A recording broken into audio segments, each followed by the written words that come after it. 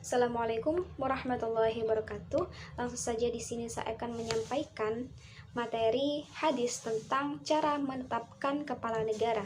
Nah, berbicara mengenai negara, pastinya kita tidak bisa lepas dari hubungan antara penguasa dan rakyat. Nah, dalam hal ini penguasa ini bersifat wajib karena penguasa ini memiliki fungsi untuk mengorganisir, mengatur individu dan masyarakat dalam rangka untuk memakmurkan negara tersebut.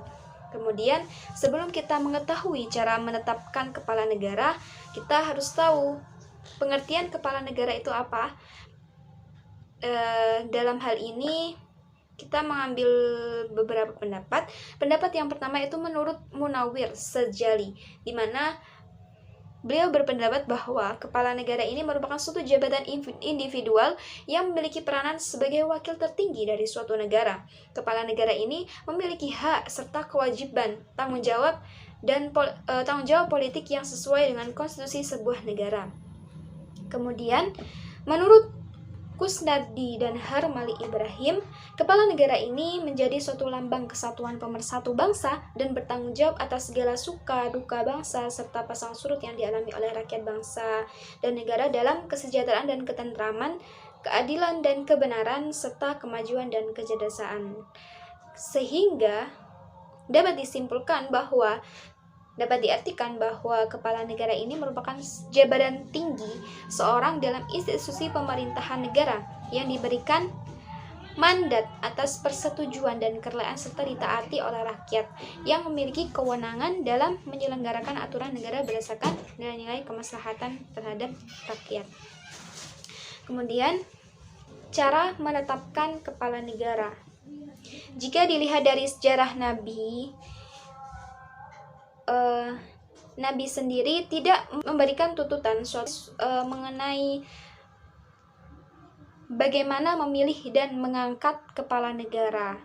Dan jika dilihat dari pengangkatan tiap khalifah di masa Khulafaur Rasyidin ini, Abu Bakar diangkat menjadi khalifah pertama melalui musyawarah, Umar bin Khattab dipilih melalui dengan pencalonan, Utsman bin Affan ini dipilih oleh tim formatur dari Majelis Syura, dan Ali bin Abi Thalib juga sebagai khalifah keempat yang dipilih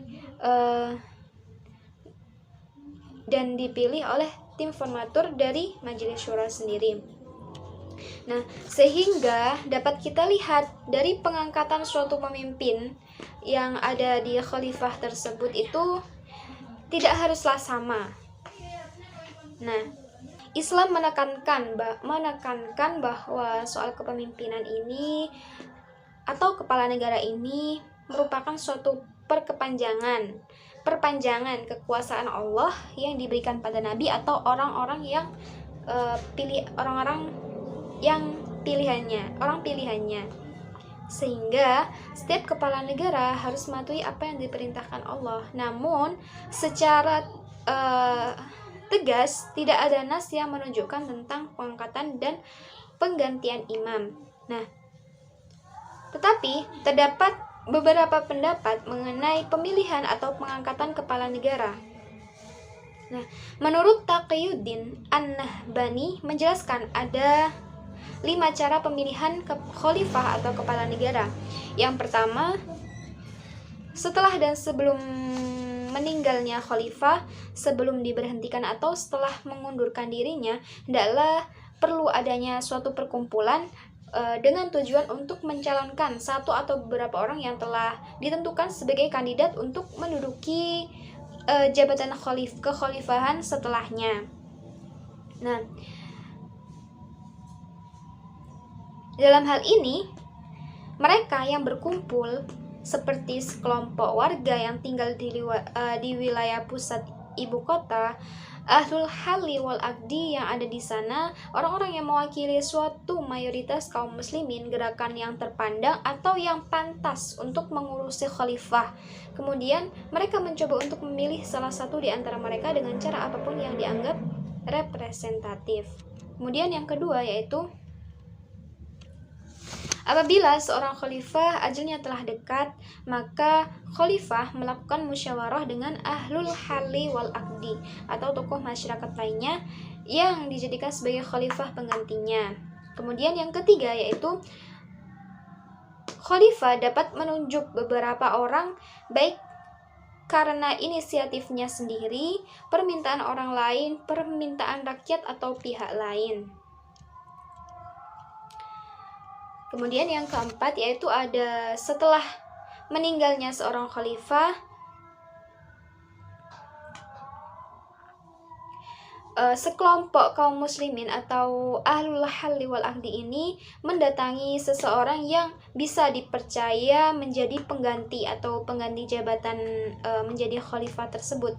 Kemudian yang kelima yaitu setelah negara berdiri dan di sana terdapat majelis umat yang mewakili umat Islam dalam menyampaikan suara serta mengoreksi penguasa, di mana para anggota dari kalangan muslimin yang ada dalam majelis tersebut telah melakukan pembatasan terhadap jumlah kandidat.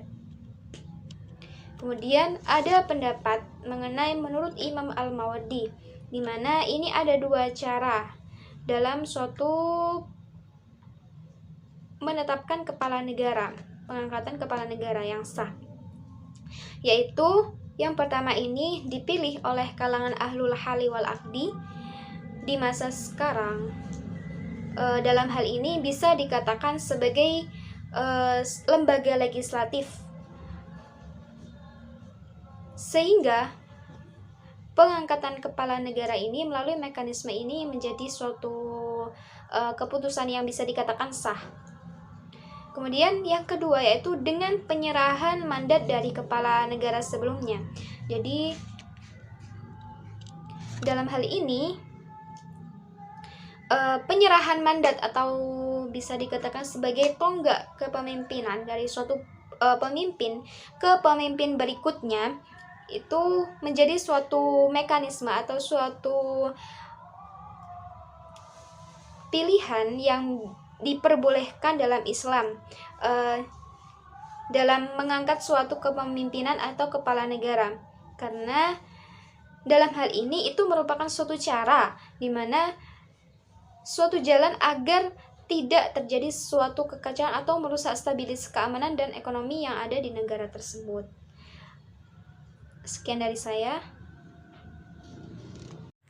Baik, di sini saya akan melanjutkan materi dari saudari Ulfatul Widat, yaitu jika kita melihat sejarah Nabi Muhammad, beliau tidak memberikan tuntutan mengenai bagaimana memilih dan mengangkat kepala negara. Beliau menyerahkan urusan tersebut kepada umatnya dalam tanda kutip tidak melanggar pesan moral yang ada di dalam Al-Quran dan hadis. Namun, secara tegas tidak ada nas yang menunjukkan tentang pengangkatan dan penggantian imam.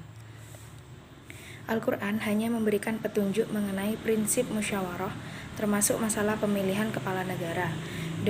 Dengan demikian, masalah suksesi dan pemilihan kepala negara atau khalifah adalah sepenuhnya masalah umat itu sendiri. Syariat tidak menentukan sistem dan mekanismenya.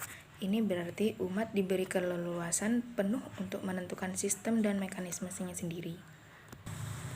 Syariat hanya memberikan ultimate tujuannya, yakni terciptanya suatu ketentraman dan kemaslahatan umat secara keseluruhan. Di sisi lain, caranya dapat disesuaikan dengan situasi dan kondisi yang memungkinkan untuk mewujudkan tujuan tersebut.